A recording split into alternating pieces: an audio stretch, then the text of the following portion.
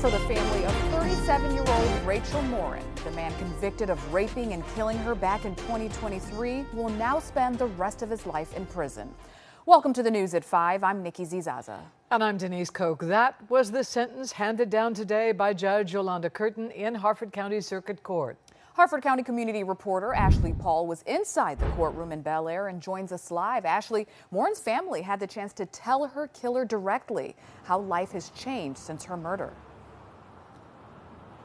Yeah, hey Denise, hey Nikki. Well, 24-year-old Victor Martinez Hernandez showed little to no remorse as he learned that he will spend the rest of his life in prison. But after hearing from Morin's mother, her siblings, and her children, there was hardly a dry eye in the room as they spoke about the amazing person that she was and how their lives will never be the same. I felt relieved that he's never going to see the light of day outside of a fence. It's the day Patty Morin has been waiting for 2 years and 6 days.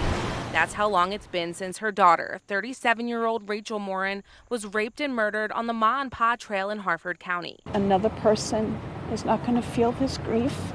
Another mother's not going to lose her child. Today, her killer, 24-year-old Victor Martinez Hernandez, an undocumented immigrant from El Salvador, learned he will spend the rest of his life behind bars after State's Attorney Allison Healy asked the judge to impose the maximum sentence. Arguably, Harford County has never seen a case or a defendant more deserving of every single day of the maximum sentence this court imposed today. Judge Yolanda Curtin heard impact statements from 4 of Morin's 5 children. A written statement read by Healy from Morin's oldest daughter, Faye, reading in part, quote, "Every milestone in my life is a reminder of what Victor Martinez Hernandez has taken from me," end quote, as pictures showed of Faye holding Morin's first grandchild, born after her death, flashed for the courtroom to see. Recorded statements from Morin's other 3 children, ranging in age from 9 to 15, were also played for the courtroom. One of them saying, quote, "Now I have to spend more time without you than I did with you," end quote.